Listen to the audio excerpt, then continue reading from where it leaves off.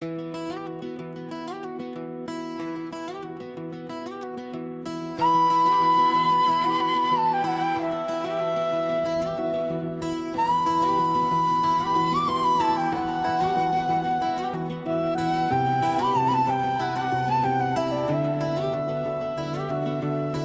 समुद्रावर अनुपस्थित असलेले आई वडील धोकादायक समुद्रामध्ये अडकलेली भावंडे नसामधून वाहणारे हृदयभंग मुक्त होण्याची इच्छा पण त्याच वेळी माझ्या प्रियजनांनी मला समजून घ्यावे आणि समजून घ्यावे अशी ही अपेक्षा. तुम्ही कधी मला कंटाळा येतो आणि मी नियमाशिवाय अश्रूशिवाय मजा करण्याचा मार्ग शोधते.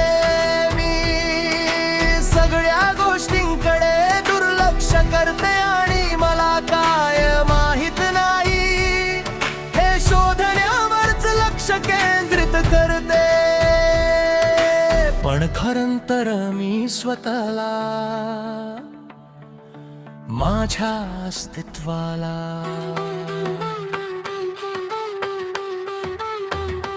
माझ्या खऱ्या स्वरूपाला आणि माझ्या जल कुटुंबाच्या खऱ्या रहस्यांना शोधत असते. कधी कधी मला एकटे वाटते आणि जणू माझे तू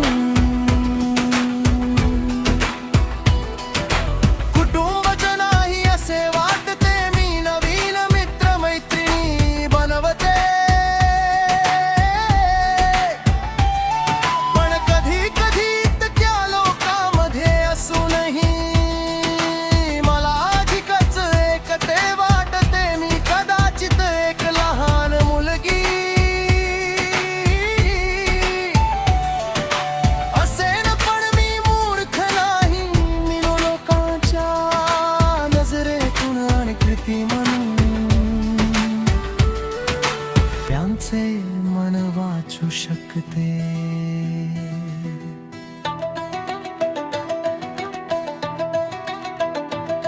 पण ते मी नशिबावर सोडून देणेच पसंत करते.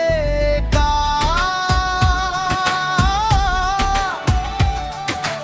एका मुलीपासून एका महाकाय व्यक्तीपर्यंत वेळ किती लवकर निघून जातो. आणि आज तू एक असीम प्रतिभेची स्त्री आहे.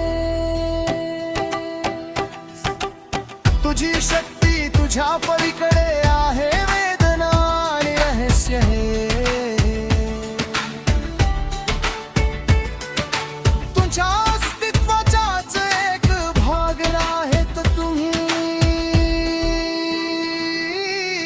जिवंत केलेले प्रत्येक पात्र प्रत्येक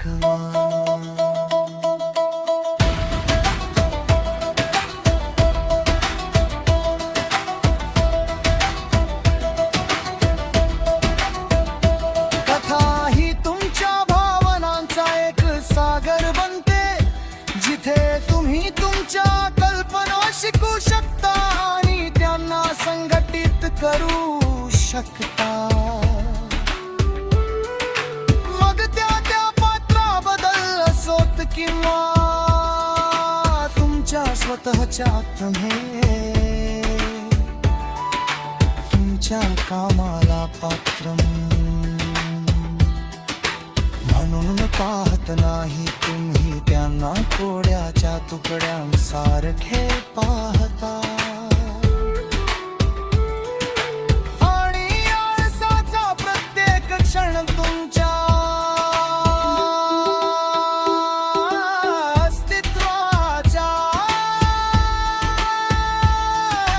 भाग घडवतो. हळूहळू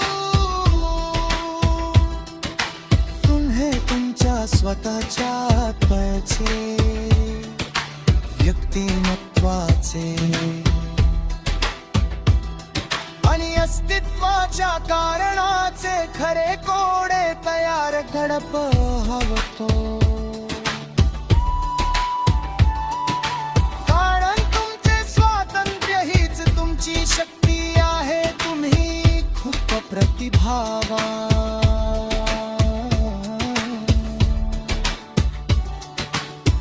आहात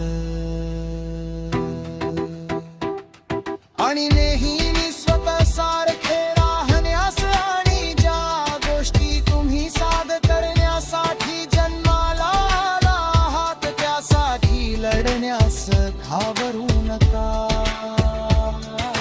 तुम्ही तुमच्या जादुई चिकाटीने आणि अथांग शक्तीने नक्कीच साध्य कराल. शुभेच्छा. 100 पेक्षा 800